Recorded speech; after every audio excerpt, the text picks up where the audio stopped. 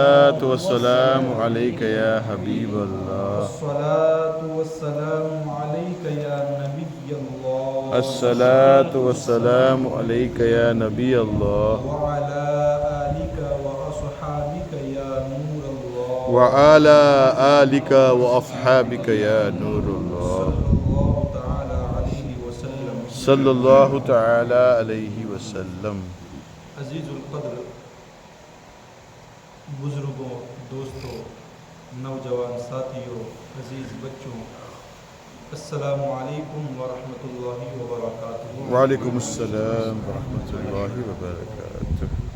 جیسا کہ آپ حضرات جانتے ہیں، یہ ماہ ربیع الثانی کا مہینہ جلوہ گر ہے، اور بالخصوص اس ماہ مبارکہ کی نسبت حضرت غوث العالم شیخ الجن والانس حضرت سیدنا امام عبد القادر الجیلانی رضی اللہ تعالیٰ عنہ کی طرف کی جاتی ہے۔ اسی سلسلے میں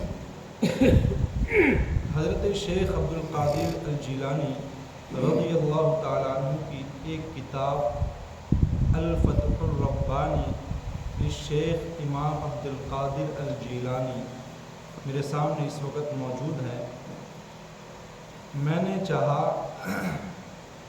کہ حضرت شیخ الجن والانس سیدنا شیخ عبد القادر جیلانی کے فضائل اور کرامات تو آپ گاہے بگاہے سنتے رہتے ہیں، اور بڑے افسردہ انداز میں یہ عرض کروں کہ ہمارے خطیبوں نے اور نقیبوں نے واقعے اور حکایتیں اور کرامتیں سنا سنا کر سنی عوام کا یہ حال کیا ہے کہ آج انہیں چین صرف کرامت سننے سے ہی آتا ہے۔ اگر ان کی تعلیمات پیش کی جائے تو ویسے وہ سستی کا شکار ہو جاتے ہیں، انہیں مزہ نہیں آتا، محفلوں سے اٹھ کر چلے جاتے ہیں۔ کیوں کہ ہمارا مزاج وہ مزاج نہ رہا۔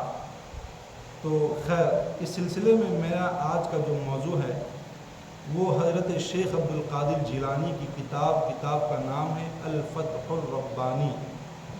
اس کتاب سے المجلس الستون یعنی 60ویں مجلس، حضور غوث پاک جو بیانات فرماتے تھے، جو تقاریر، تو میں کروں گا تو ایک الگ بات ہے، لیکن میں نے ارادہ کیا کہ وہی حضرت شیخ عبد القادر جیلانی کی تقریر کو صرف میں پڑھ کر لوگوں کو سبحان اللہ سبحان اللہ کہ حضرت غوث اعظم کیا تقریر فرماتے تھے، انہوں نے لوگوں کو کیا تعلیم فراہم کی ہے۔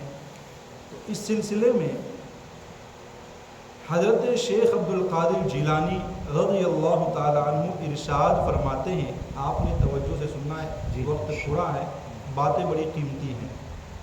فرماتے ہیں کہ من حسن اسلام المرء ترکہ ما لا یعنی، انسان کے اسلام کا حسن یہ ہے، انسان کے اسلام کی خوبی یہ ہے کہ ترکہ ما لا یعنی، کہ وہ ہر ایک لا یعنی اور بیکار باتوں کو چھوڑ دے۔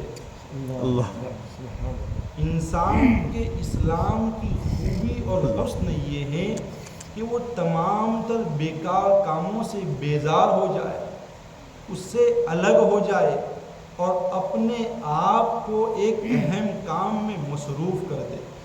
سبحان اللہ۔ اب آپ غور کریں، اس وقت تو آپ محفل میں بیٹھے ہیں، تو مغرب سے عشاء تک یہ پکی بات ہے کہ ہم نیک کام میں مصروف رہیں۔ سبحان اللہ سبحان اللہ۔ پھر عشاء سے فجر ہمارا کیسا گزرے گا، پھر فجر سے ظہر سے عصر، عصر سے مغرب، یعنی پھر یہ ہمارا جو ٹائم گزرے گا ہمیں پتہ نہیں ہے۔ اور حضور غوث اعظم کیا فرماتے کہ انسان کے اسلام کی خوبی یہ ہے کہ وہ تمام تر بیکار کام اور کاج کو چھوڑ دے۔ ہمیں چاہیے، اور دوسری خاص بات، ایک نماز پڑھ لی، اب ہم نے اس نماز کے ترنت بعد یہ ارادہ کرنا ہے کہ میں نے عصر جماعت سے پڑھی، انشاءاللہ مغرب بھی جماعت سے ادا کروں گا۔ سبحان اللہ۔ تو عصر اور مغرب کا پورا وقت اس کا عبادت میں گزرے گا۔ سبحان اللہ۔ اچھا جی، آگے فرماتے ہیں اب انسان کے اندر اگر ہم نے چیک کرنا ہے کہ کس کا اسلام کتنا کمپلیٹ ہے، کون کتنا پکا مسلمان ہے، تو ہمارے پیران پیر نے وہ بھی ہمیں تعلیم فراہم کی. فرماتے ہیں کل من حسن اسلامہ ویتحقق، اگر تم نے کسی کو پرکھنا ہے، چیک کرنا ہے کہ کون کتنا پکا اچھا سچا مسلمان ہے، تو کسی کو پوچھنا نہیں کہ اس کے بارے میں تم کیا کہتے ہو، سبحان اللہ. اس کے بارے میں آپ کیا کہتے ہو، نہیں پوچھنا.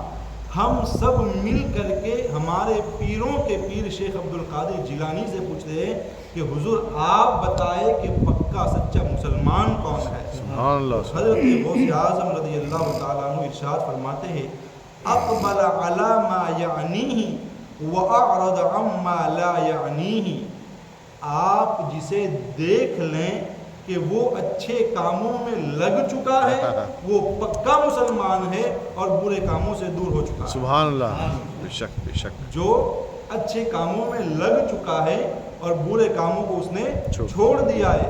اب کسی کو نہیں پوچھنا، ہم میں سے ہر بندہ خود اپنا جائزہ لے کہ میں کتنا وقت اچھے کاموں میں لگاتا ہوں اور کتنا وقت برے کاموں میں لگاتا ہوں، تو خود بخود انسان اپنا فیصلہ کر سکتا ہے. اچھا، پھر آگے فرمایا الاشتغال بما لا یعنی شغل البطالین المہوسین، اور یاد رکھو حضرت شیخ عبد القادر جیلانی فرماتے ہیں کہ برے کاموں میں مصروف ہو جانا یہ آوارہ اور بیکار لوگوں کا کام ہے. اللہ اکبر اللہ اکبر. برے کاموں میں مصروف ہونا کس کا کام ہے؟ آوارہ اور بیکار لوگوں کا کام ہے. اچھے لوگ اپنا وقت ضائع نہیں کرتے، اچھے لوگ اپنے وقت کو فضول میں برباد نہیں کرتے. اچھا بندہ وہی ہوگا جس کا ہر لمحہ قیمتی ہو، جس کا ہر منٹ، ہر سیکنڈ، ہر گھنٹہ، ہر دن، ہر ماہ اور پوری زندگی اسلام اور نیک کاموں میں مصروف ہو. وہ غوث اعظم کی زبان میں سچا مسلمان ہے. اچھا، پھر اب دیکھیں بڑی پوائنٹ کی بات حضرت نے فرمائی. فرماتے المحروم رضا مولاہ من لم یعمل بما امر واشتغل بما لم یؤمر بہ. تم میں سے جس اللہ نے ہم میں سے ہر ایک کو اچھائی کا حکم دیا اور بری باتوں سے روکا. غوث پاک فرماتے ہیں کہ جس کو اللہ نے اچھائی کا حکم دیا وہ اچھا نہیں کرتا اور بری باتوں سے روکا اور وہ نہیں رکتا، تو کیا فرمایا المحروم رضا مولا، تو ایسا بندہ اپنے رب کے فضل سے، اس کی رحمت سے، اس کی رضا سے محروم ہے. غور فرمایا. اللہ. ہر ایک اپنا اپنا جائزہ لے. یہاں نہیں، جہاں تک میری آواز جا رہی ہے سارے اپنا اپنا جائزہ لے کہ کس کس پر رب کی رضا ہے، کس کس سے مولا راضی ہے. ہم لوگ سمجھتے ہیں کہ میں 2-4 بندوں کو خوش کر لوں گا تو رب کی رضا مل جائے گی. بندوں کی رضا میں مولا کی رضا نہیں ہے. اللہ کی رضا تو یہ ہے کہ اطیعوا اللہ و اطیعوا الرسول، اللہ رسول کی سچی پکی اطاعت کرو گے تو رب اور رسول کی رضا تمہیں مل جائے گی. دیکھیں جی، اس کے بعد فرمایا کہ جو بندہ رب کے کہے پر عمل نہ کرے اور رب کے روکنے سے بری باتوں سے نہ روکے، وہ صرف محروم ہی نہیں، غوث اعظم نے آگے سخت جملے فرمائے. اگر ہم بولے تو کہے کہ یار ان کا تو مزاج بڑا سخت ہے، لیکن غوث اعظم فرمائے تو کیا کہو گے؟ غوث اعظم رضی اللہ تعالیٰ عنہ فرماتے ھذا هو الحرمان بعینہ والموت بعینہ والطرد بعینہ. حقیقت میں یہ بندہ محروم ہے. یہ کیا ہے؟ حرمان، محروم ہے. اور حقیقت میں یہ بندہ مرا ہوا ہے، اور حقیقت میں یہ بندہ اللہ کی رحمت سے دور ہے. جس کو اچھائی کا حکم دیا اچھا نہیں کرتا، برائی سے روکا نہیں رکتا، تو غوث پاک نے اس کے لیے کیا فرمایا کہ جس پر وہ رحم کرتا ہے، اللہ چاہتا ہے کہ فضل دے، لیکن بندہ چاہتا ہی نہیں کہ فضل لائے. اللہ چاہتا ہے کہ رحمت نازل فرمائے، بندہ چاہتا ہی نہیں کہ رحمت کو لوٹے. کیوں؟ کہ رب نے ہمیں جو فرمایا وہ کرتے نہیں، اور جس سے روکا اس سے رکتے نہیں. اور آج لوگوں نے اسی کو نام دین کا دیا ہے، استغفر اللہ۔ اللہ ماشاء اللہ۔ تو ہمیں چاہیے کہ اللہ کے کہے ہوئے پر عمل کرے اور شریعت مطہرہ نے جن باتوں سے روکا ہے اسے رک جائے، تبھی بندہ حقیقت معنوں میں رب کی رضا کا مستحق ہوتا بے ہے۔ شک بے شک۔ آگے فرمایا اللہ اکبر اللہ اکبر، الاشتغال بالدنیا یحتاج الی نیت صالحہ۔ غوث پاک فرماتے ہیں کہ اگر تو اپنے آپ کو دنیا میں مصروف کرتا ہے، کماتا ہے، کاروبار کرتا ہے، خیر جب بندہ انسان ہے تو پھر ہمیں ہر چیز کی حاجت ہے، شادی کرے گا، سماج میں رہے گا، کمائے گا، کاروبار کرے گا، سارے دنیاوی معاملات کریں گا، لیکن غوث اعظم نے کیا فرمایا کہ دنیا میں تیرا مصروف ہونا، مشغول ہونا، یحتاج الی نیت صالحہ، تو کماتا تو ہے لیکن نیت کر لے کہ میں اس لیے کماتا ہوں کہ رب نے حکم دیا ہے کہ حلال کماؤ، نیت کر لے کہ میں نے اپنے ماں باپ کے حقوق ادا کرنے، نیت کر لے کہ میں نے اپنے بیوی بچوں کے حق ادا کرنے، نیت کر لے کہ اگر کما کر میں صاحب نصاب بنا زکوٰۃ دوں گا، صاحب استطاعت بنا حج کروں گا، اگر اللہ نے زیادہ اور مال دیا تو میں غریب اور یتیموں کا سہارا بنوں گا۔ غوث اعظم فرماتے کہ ایسی اچھی نیت کر لے اپنے دنیاوی معاملات کے اندر، اور اگر جو بندہ نیت نہیں کرتا ایسے کے لیے کیا فرمایا، وَإِلَّا فَأَنْتَ مَمْقُوتٌ، وہ اگر نیت اچھی نہیں کرتا تو فرماتے ہیں کہ تیرا دنیا میں مشغول ہونا نیک نیتی کا محتاج ہے، ورنہ تیرے اوپر اللہ کا غضب اور قہر آ جائے گا۔ کیا فرمایا؟ تیرے اوپر اللہ کا غضب اور قہر آ جائے گا۔ تو اس لیے تو ہر مجلس میں، ہر محفل میں بتاتے ہیں کہ بھئی بیٹھنے سے پہلے اچھی اچھی نیتیں کر لیں۔ تو پتہ چلا کہ یہ اچھی اچھی نیتیں یہ کہاں سے لائے؟ شیخ عبد القادر جیلانی کے مسلک سے سبحان اللہ سبحان اللہ۔ کہاں سے لائے؟ غوث اعظم کے مسلک پر یہ عمل ہو رہا ہے۔ کوئی یہ نہ سمجھے کہ بس یہ تو انہوں نے ایک فارمولہ بنا لیا ہے، استغفر اللہ معاذ اللہ۔ ہمارے اور لوگوں کے کیا فارمولے؟ فارمولہ ہوتا ہے رب کا، فارمولہ ہوتا ہے شریعت کا، فارمولہ ہوتا ہے اللہ رسول کا۔ ہمارے فارمولے نہیں ہوتے، ہم نے تو اللہ رسول کی بات کو لینا ہے اور لوگوں تک پہنچانا ہے۔ تو کیا پتہ چلا؟ یہ بات آپ خاص نوٹ کر لیں، سیو کر لیں، جو بھی آپ دنیا کا کام کرے پہلا اس کے پیچھے اچھی نیت کر لے، تاکہ ہمیں دو فائدے حاصل ہو، مال بھی مل جائے گا اور دنیا آخرت میں اجر و ثواب بھی مل جائے گا۔ حضور غوث اعظم رضی اللہ تعالیٰ عنہ، اللہ اکبر اللہ اکبر، آگے فرماتے ہیں چلے کوئی بندہ سنے کہ چلو بھئی حضرت غوث پاک نے فرمایا ہے، ہمارے پیر ہے، تو چلو میں اب عمل کرنا شروع کر دوں گا۔ تو اب بندہ سب سے پہلے عمل کرے تو کس بات پر کرے؟ تو حضرت غوث پاک فرماتے ہیں اللہ اکبر، فرماتے اشتغل بطہارت قلبک اولا فإنہ فریضہ۔ اگر کوئی بندہ ٹھیک ہونا چاہتا ہے، درست ہونا چاہتا ہے، نیک ہونا چاہتا ہے، تو اس کے لیے سب سے پہلے ضروری ہے کہ وہ اپنے دل کو پاک کر لے، اور یہ اس کے لیے سب سے پہلا فرض ہے، اور یہ اس کے لیے سب سے پہلا فرض ہے۔ اب آگے فرمایا ثم تعرض للمعرفہ، اور جب بندے کا دل گناہوں سے پاک ہو جائے گا، توبہ و استغفار کر کے گناہوں کے زنگ کو دور کر دے گا، گناہوں کی سیاہی کو دور کر دے گا۔ غوث پاک فرماتے ثم تعرض للمعرفہ، تو پھر میرا رب معرفت کے سارے راستے اس پر کھول دے گا۔ رب تبارک و تعالی معرفت کے سارے راستے اس پر کیا کریں گا؟ آج اس کے پاس، اس کے پاس، فلاں سے تعویذ، اس سے تعویذ۔ ارے بھائی سارے پیر تو آج کے ہیں، لیکن ان سارے پیروں کے پیر غوث پاک کو پوچھو کہ حضرت آپ تعویذ دو، آپ معرفت کا کیا تعویذ دیتے ہیں؟ تو غوث پاک فرماتے کہ میں لکھ کر نہیں دیتا، اپنے دل کو پاک کر لے، یہ سب سے بڑا تعویذ ہے۔ اپنے دل کو پاک کر لے، یہ سب سے بڑا تعویذ ہے۔ لیکن آج لوگوں کا برین واش ایسا ہے کہ غوث پاک کا تعویذ نہیں لیں گا، اگر کوئی لکھ کر دے وہ پہلے لے لیں گا۔ تو یہ سوچنا چاہیے کہ سنی جا کس طرف رہا ہے، سنی کو ہوا کیا ہے۔ تو اصل میں بات کیا ہے کہ ہمیں بس سنائی جاتے قصے کہانیاں، تعلیمات سے دور سننی، قصوں سے قریب ہے۔ تو ظاہر سی بات ہے قصوں سے قریب ہوگا تو پھر ذہن قصوں والا ہی بنے گا، تعلیمات والا تو نہیں بنے گا۔ اور یہ کس کی کتاب سے پیش کر رہا ہوں میں؟ حضور غوث پاک کی الفتح الربانی للشیخ عبد القادر جیلانی سے پیش کر رہا ہوں۔ دیکھیں وقت ہو گیا، بات سننا آخری۔ اس کے بعد غوث پاک فرماتے ہیں اگر کسی کا دل ہی پاک نہیں ہے اور عمل خوب کیے جا رہا ہے تو کیا فرمایا؟ اس سے پہلے اب یہ بات ہر سنی اپنے پلے باندھ لے، ہر سنی اپنے پلے باندھ لے اور غوث پاک کے حوالے سے آگے بھی دوسروں کو شیئر کرے۔ اگر کوئی چٹپٹائے تو کہو کہ غوث اعظم کو کہے جا کر کے۔ دیکھیں غوث پاک فرماتے اذا ضیعت الاصل لا يقبل منك الاشتغال بالفرع، فرمایا کہ اگر تم واجبات اور فرائض کو چھوڑ کر نوافل اور مستحبات پر لگ جاؤ گے، غوث پاک فرماتے کہ لا يقبل منك الاشتغال، تمہارا یہ مستحب اور نفل قبول ہی نہیں کیا جائے گا۔